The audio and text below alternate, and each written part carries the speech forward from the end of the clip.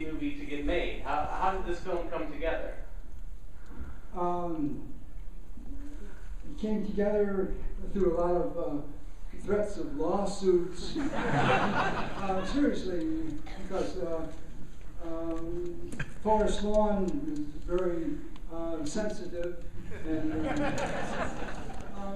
also there are other sort of irreverent things then, which don't seem too wild now. When I see it now, you know, a lot of things were a different mood. You just didn't joke about cemeteries or death or about how money takes precedence over some kind of very sensitive human values. So that was there, and it was dealt with. But how did you actually get the rights to the book? Did you partner with John Calley, or how did the movie actually physically come together? John Calley and I were both interested in the book, in the loved one, and Louis Buñuel owned the rights, and for various political reasons, I put money into Filmways, and then we were able to buy the rights to the loved one. And then through John Calley's very smart ways, we were able to get Terry Southern and to sort of build. Well, the first thing he did was to get Tony Richardson, who, as you said in the opening, was the hot director and a very irreverent director to boot. Actually, talking about Tony Richardson, Anjanette, can you tell what was Tony like as a director to the actors? What it was like working with Tony? It was very easy. He knew what he wanted. You know, he had it all set up. So. Was there a lot of room for improvisation, or was he very giving, or?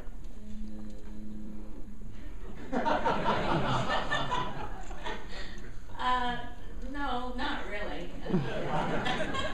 Because I've always heard it was a very playful set. Like he would start the day opening champagne bottles, and then well, not for the actor. Not for the actor. I went by his trailer once, and I did see the champagne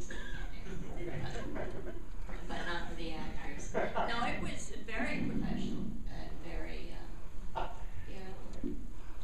I think the most scariest thing was the way she ran around in that house above Coldwater County. That house that was shaking, it really was shaking. It really was scary. And I think it was remarkable that you went out on the swing. Did you do that with any protection at all? You just said, "Sure, Tony, I'll do that." I thought it was great. Yeah, I did. I was there. It was great. I didn't even think, the script was anything that different. I just accepted it all. And Bobby, you're a nice boy from Massachusetts. How did you end up getting this part that's so quintessentially British? You know, that's absolutely amazing. I was on Broadway doing some shows, and Tony Richardson, I'd just seen Tom Jones, and I remember seeing that in New York and going, wow, in an audience like this, watching Tom Jones. It was a hit show on Broadway that he was in.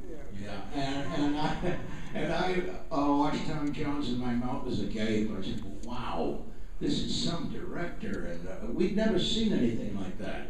It was the same time, I think, as Easy Rider, about the same time. I do believe that.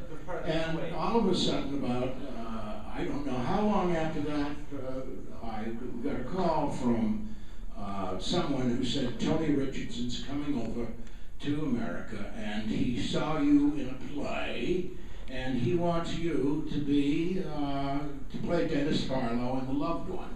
And for amazingly, I remember when I was 14 or 15 years old, reading The Loved One, and I think it's pronounced Evelyn Waugh, right? Yeah.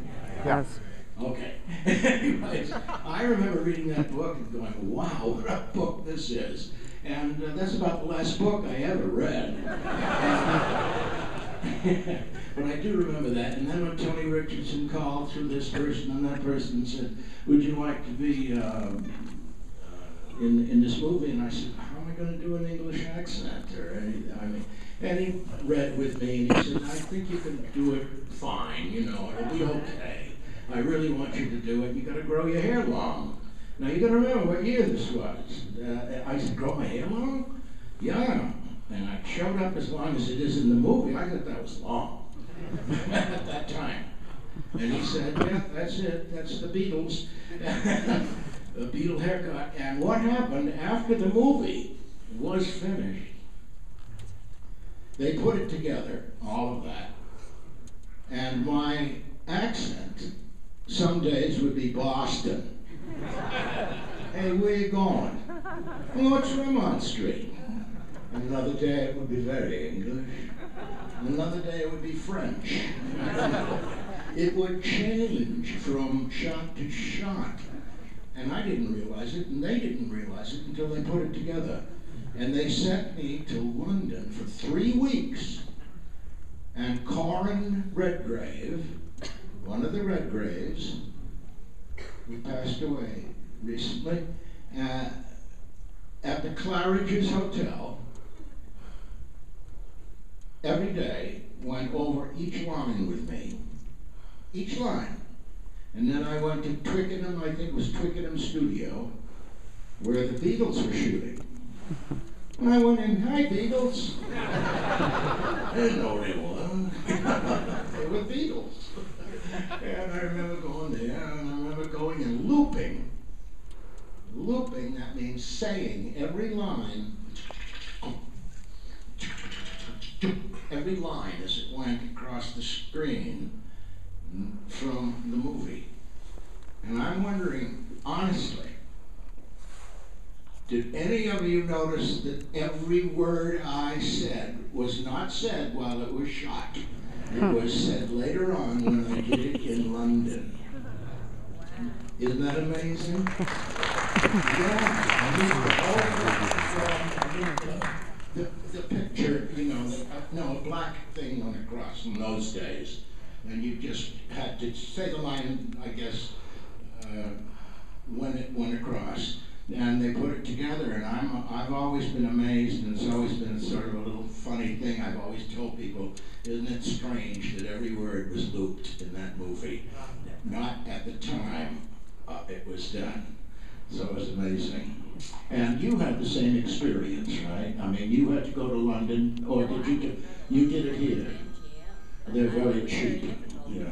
It wasn't a picture. It was, you know, it was just a sound. Just the sound. Just, you know, the sound. And you didn't have the picture to look at. But my experience of getting the film was very different. Oh, I'm sorry. He was offering his microphone, so he was using it. You mean it wasn't working? No, what? No. Well, I didn't get offered the film. I didn't know you got offered the film. I didn't know you got offered. I didn't get offered the film. How did you get How did you get cast? How did you get cast? Right, well, there was a reading for, you know, Tony was in theater, and he directed a lot of things in theater, so he was going to read the young actresses in Hollywood. And at the Ibar Theater, they were having readings, and they were going to read something like, I don't know how many people. They said 250. I'm sure it was not 250. But I thought, well, what's the point of that? You know, I mean, if he sees that many people coming in and out, he's not going to know what he's seeing. And I had worked very hard for my confidence. It was hard won, and I didn't want to let it go, so I didn't want to get knocked out in that way, so I didn't go to the reading. So, And that's how she got the part. because he didn't know who he'd see. Anjanette all the actresses. I think John Calley actually set up a meeting with Tony, because John Calley had seen some of my television work, and You two actually worked before, didn't you? You made a movie before this. no, that was after. Pretty Fort Smell? No, that movie came up after we both were cast. Quick before. Quick before the mouse? Was it? No, but what was the name of the anyway, movie? but to finish my story, Okay. I met him with Tony at the Beverly Hills Hotel, and I read for him there, and then I did a screen test, and then I got it. But I think, but it wasn't, I didn't just get off. Haskell, can you talk a little bit about the look of the movie? There's some images in the film that are just mind-blowingly great. Like, I mean, one is Annette swinging there, and also I think for me, I gasped when John Gielgud walks out of the studio for the last time. It's just beautiful images. What were you thinking when you were coming up for the sort of what the movie was going to look like? What I'm thinking of now is that after seeing the film and realizing all the really great people, great actors who are not with us, and we're sitting here 45 years later seeing an old movie which I think to younger people is maybe funnier in a different way than was funny to us, and that's sort of to me, a dramatic experience. Also sitting here with Bobby and Annette, you know, and Annette sitting next to him in the theater, and then seeing him on the screen and remembering things that were happening on the set. So I had a good movie happening to me the last hour or so. I think what I actually think the movie plays better now than it ever did. I remember Haskell saying to me, as I was moving around all the statuary and I kissed the bosom, he said, "Yeah, do that, do that." Well, there was a lot of, you know, the scene where the Blessed Reverend shows the statues. We shot a lot of different stuff because those were actors, and during the scene, a lot of which is not there, they're standing quietly as statues. And then when Tony told them, when he hired them, he didn't tell them that, but when he told them that they were going to have to do certain things, there was a meeting of the actors standing around with their white paint all over them, deciding whether she would move down his body in some way which some of you dirty minds might think serious. But so we did shoot a lot of more racy things with the statues, for example. I'm trying to think of other. There's also I always hear there's like when you there was too much sunshine or something at the location of Whispering Glades, and you wound up actually painting shadows on the ground or something like that. Oh yes, you must have read some old cinema magazine. Well, yeah, there was one shot when they were walking down the path, and there were trees on both sides, and it really looked like a good shot because the shadows of the trees were across the path. And before the scene was ready to shoot, it was high noon. So I quickly had the painter paint tree shadows along the path. So when they walk away, if you notice carefully, the sun is hitting them right on the tops of their heads, but there were shadows. Shadows are going in different Pretty directions. good digging that up. I remember being really impressed when we shot the scene with the Blessed Reverend and the statues come to life. I thought on the set it showed more than it did in the film, but I was very impressed with it. The other thing that caused a lot of stir when there was just sort of a rough cut is the refrigerator. I don't know if you remember that. The refrigerator falling on Mom. That was really, everyone thought that was disgusting. Why would they think that? Let's talk about Mom for a second. You played that Joyboy's mother sequence is just one of the most mind-blowing scenes. To this day, there's nothing like that. And we had to film in that house for about 3 or 4 days. So the garbage was all over the floor, and Haskell and I It was really something. And I remember the statue of the Blessed Reverend. One of the shots where his leaf came off. And they shot it that way. That's right. That's right. Oh, I'll never forget that. But back to Mom for 1 second. Who is that woman, and where did she get? I can't think of her name. Somebody would know her name. Eileen Gibbons is her name. Yes. She shows up in a couple of films. But She just, she was a game, I guess. it was, she came in. Where? She did a before and after for Weight Watchers. Eileen Gibbons. Oh, really? I don't think she'd ever done anything before. And, he found her. She came in to read. He read a lot of people. There are a lot of people cut from the movie. Ruth Gordon.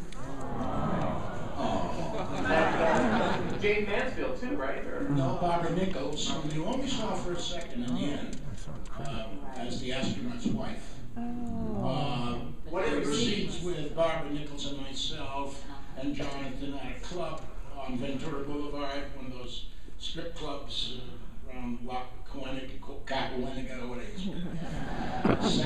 Saying it right ain't gonna help. And Ruth Gordon what did she play? She played someone who lost a couple of dogs at the pet hospital, and she was dressed in black, and she was watching me shovel a place to inter the dogs, and she said, oh no, my 2 dogs, you can't put them in there. We're going to have to do another plot. They didn't get along together. Now, Jonathan Winters, he sat in that office. This was a real place. And the neighbors around, imagine what they thought when they saw helicopters and these black things go up in the air. And this was a real, I forget where it was, it's down south somewhere. It's an actual animal cemetery. And I remember Jonathan, 2 customers came in to really talk about their animals, and Jonathan said, here he goes. So he had 20 minutes with them. Oh, God. In the corner, and he's telling them, oh my God, I'm telling you, it was the funniest sequence I've ever heard. So working with Jonathan was a great joy, and he took it very, very seriously, very seriously. And there was some cast, Robert Morse and John Gielgud. I remember the lovely Tony Richardson saying, listen, John Gielgud is coming on the set tomorrow, and you be very sensitive. And he told me, and I said, of course I would. So, working with John Gielgud at that time. So it was a great thrill, and that's about all the story I have. Can you guys talk a little bit about Terry Southern? Was he around on the set? Oh, yeah. Terry's an old friend of mine, and there was one scene where John Gielgud leaves the MGM after he's fired, and he said to me, there's a still photographer out there who'll take a picture, make sure she's in the shot. And I said, what the hell are you talking about? I mean, this is many years later, so I can say something personal. So apparently, he made some promises to this young woman. So she's in the shot, because I noticed it.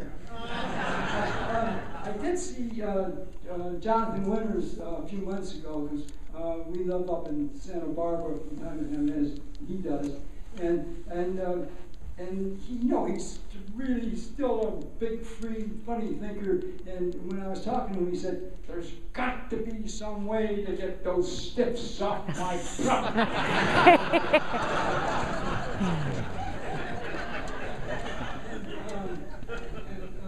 Also, Rod Steiger, who I think is incredible in the film.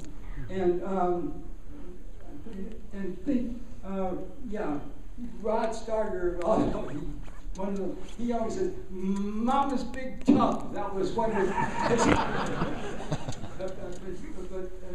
no, don't you think that his acting in the film was absolutely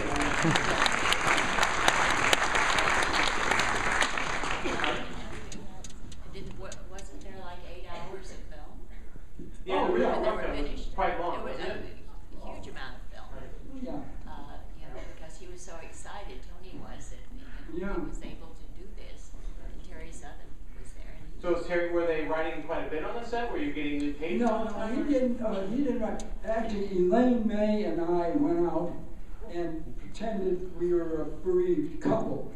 And that's a lot of Liberace's lines came from our research, because it's that when we went, Elaine would ask him, well, what kind of a hearse is it? And he said, well, it's a beautiful black hearse, man. Well, you know, he doesn't like black. Could you have some? And she would, and I had to leave some of these sessions laughing because, but I remember I had to act like I was bereaved. You know, I would leave and I would go. and that was, some of that material we gave to Terry. And Christopher Isherwood, was he there too, or were they writing together, or what was that part? Chris Isherwood was never on the set. I saw it. Oh, you saw him. Tony could talk to him. Yes. So you say he was, but all right, let's take some questions out here. There must be some questions right over there in the end. Question for Haskell. Since in the mid-'60s, black and white was on its last legs, was there any, ever any pressure from MGM to do the picture in color? Was there ever any pressure to do the movie in color?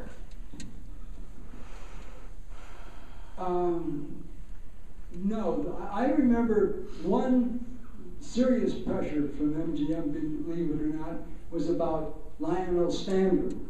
Lionel Stander was a blacklisted actor, and John Calley and I, and of course Tony, wanted Lionel Stander for the part, and there was a serious discussion with MGM about it. As far as black and white and color, I don't know about it. Terry Southern in his book actually says that he wanted Lenny Bruce for that part initially. What was MGM's reaction when they saw the final product? What was the studio's take on it? Well, they publicized it as a film to The motion picture was something to offend. motion picture to offend everyone. And I think there must have been some of them at MGM. I just remember that they came to me and they said Life, they wanted to do a shoot for Life magazine, and they wanted me to pose lying among tombstones very provocatively. I wouldn't do it. So we didn't do Life. I'd do it today.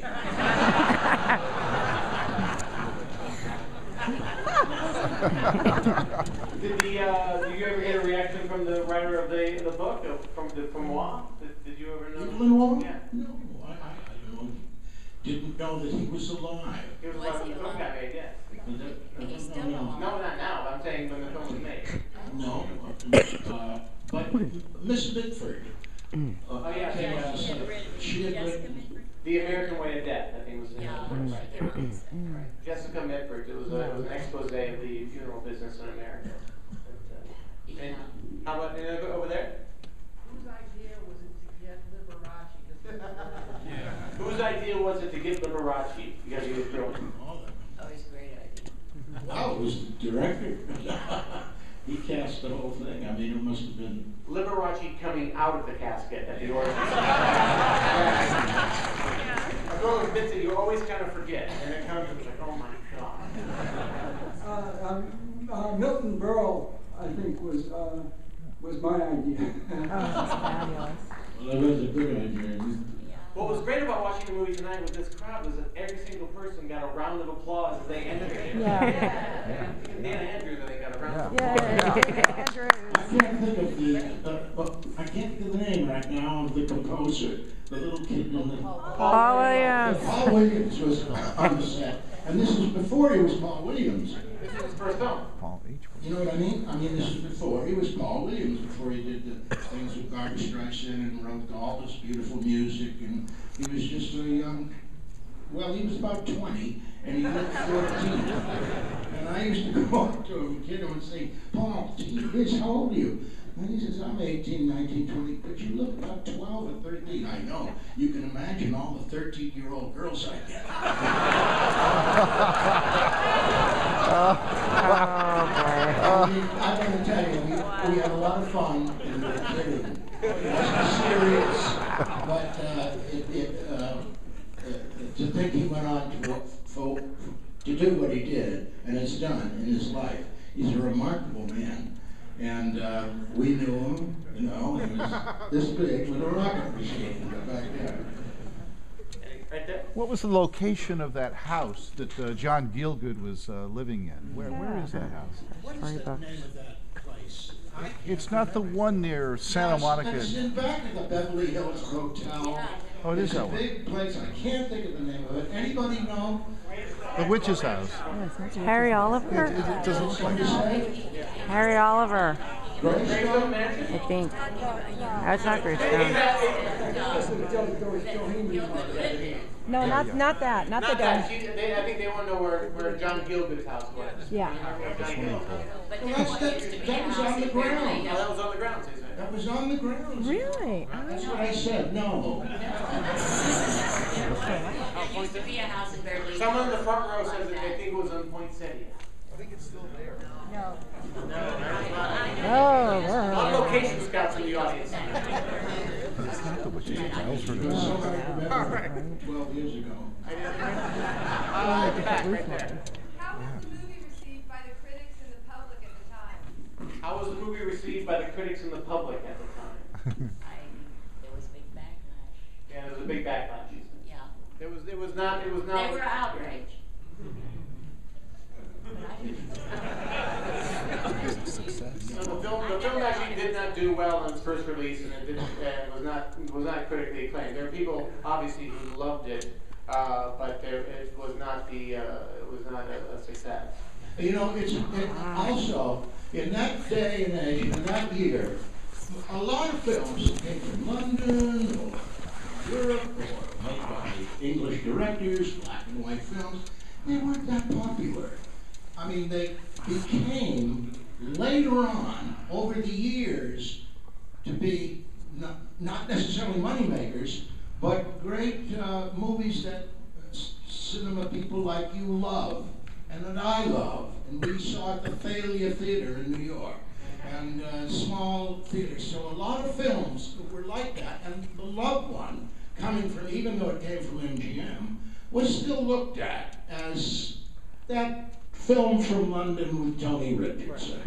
And Also, I think got a little bit of a backlash. There was some critics thought that it was anti-American. It took time for for America. Yeah. With America, the songs at the beginning and the end, it was. Yeah, but I think it was recognized as you know, being artistic and terrific. Any in the back, right there, sir? It looks like the name was dubbed for Will a lot of times on the lines. And I was wondering, was the character name changed, and if so, why? They felt like the character Will, that they thought that wasn't quite matching the lips. Was the character name changed at some point or after the fact? For the John Winter's character, right? When Harry is talking to Will, the dubbed line, the name doesn't match. Yeah, the character Will, the Blessed Reverend. Reverend, yeah. Jonathan Winters? Yeah. What about him? He's saying that they were wondering if the character was named something else because the name Will never quite matches people. No, I always remembered it as Will.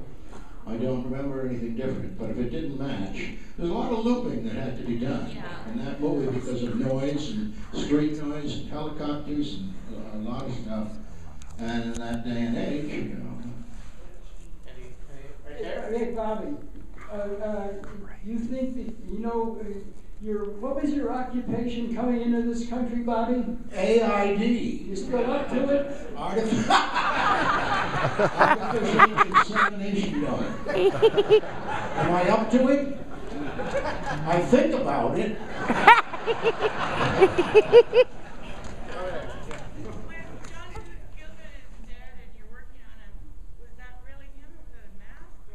Oh no, it was really John Gielgud. John That you were working on. He wasn't dead, was he? He was just lying prone. You had to paint him. Yeah. Wasn't a stand-in or. Balcony. Balcony, yes. Censorship-wise, besides the refrigerator scene, were there any scenes that you can recall that just didn't make it for reasons of censorship? And were there any well-known actors that were approached who didn't want to do it because of the controversial subject matter? I can't remember. No, I can't. I mean, there were a lot of scenes cut, I'll tell you that. There were a lot of body, crazy, wild scenes with. Barbara Nichols was the astronaut's wife, and we had to go find her, and she worked as a stripper. No. The astronaut's wife is a stripper in Sherman Oaks or something. And we shot a scene in a place, and it was cut from the movie. You shot a lot of scenes. Yeah, and that's one I remember that was cut. One I mentioned was listen, I've seen that scene too. I remember, That was on the, remember that that's on scene the we did VHS. with the water where I fell in? Tony, I didn't like that. I did like it. Tony Richardson said to me as a secret, he said, Bob, it wouldn't be a bad idea if Anjanette went in the water with you. No, I couldn't get you, darn it. I tried because that's what he wanted. But I didn't do it. No, I wouldn't do it. You only had one costume. No, I wouldn't have thrown you in the water. You only do one costume, so. Well, Right. I did. you wore the white. Over there? Yes. Yes, I was just wondering, the casting of Robert Easton. Asking about the casting of Robert Easton as Dusky. Was that an inside joke? Because of course he became the dialect doctor of Hollywood. Henry King of Hollywood. To do all kinds of dialects. Wow, that's funny. Well, I think he was hired because he could do that drawl. Right, You but I'm know? saying it's a wonderful inside joke casting a dialectician as a guy who can't do accents. Absolutely. He's the one that has to learn how to speak proper English to do the part, right, of the Bond character. And yet he is someone who, for years, has been, respected by all for people who work on dialects. They go to Robert Easton, or they did. And he was a wonderful man, right? Right. Yep. I can't see it from the balcony. Is there anyone else in the balcony who has a question? I just think we should wish Haskell a happy birthday. Yes. Haskell is turning 90 years. Oh my God.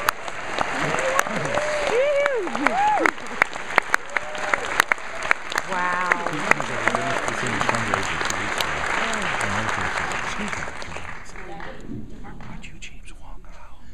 90 years old. We'll take us a couple more.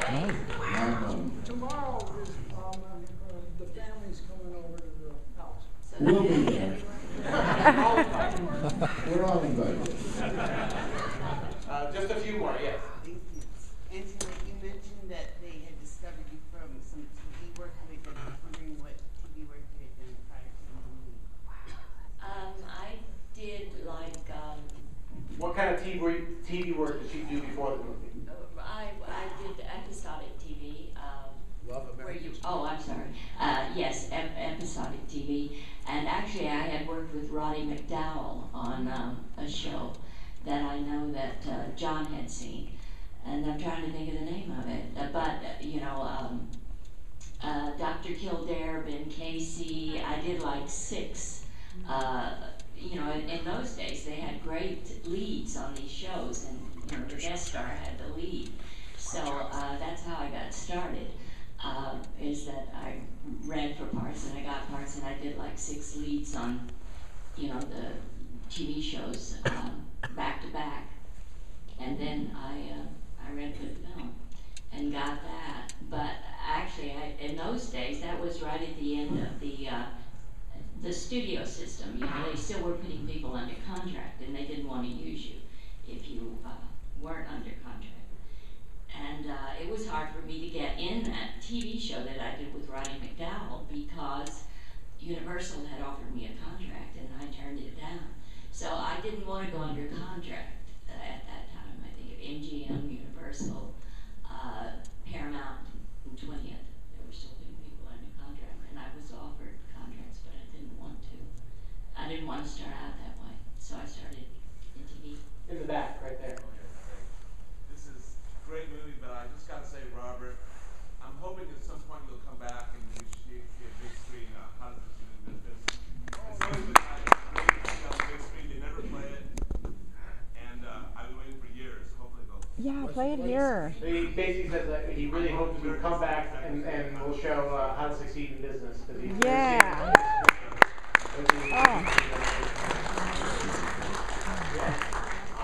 I'm going to do the next road company. I'm going to play Rosemary. All right, last question here. Anjanette, so you talked about you're in one of the greatest exploitation movies ever made called The Baby. That actually showed up in the Spielberg movie theater. Can you talk about that movie? Anjanette made one of the great exploitation movies of all time. It's called The Baby. If you think this movie's out, you should see The Baby, especially out of Well, time. you know who directed that? Ted Post directed it, and I had done. Was it Combat? Was that a TV show? Yeah. Well, that was one of the 6 that I had done. And I played a mute on that one, so I ran the gamut from, you know, an alcoholic to a prostitute to a mute. So I cut it all in. But that's where I knew Ted from, and so he did the movie The Baby. So What do you think of that movie now? I haven't seen it. I don't think I ever saw it. It's a crazy movie. But I loved it. Birthday, He was great.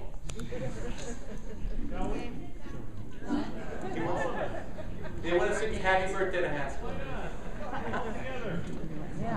Happy birthday to you. Happy birthday to you. Happy birthday, dear.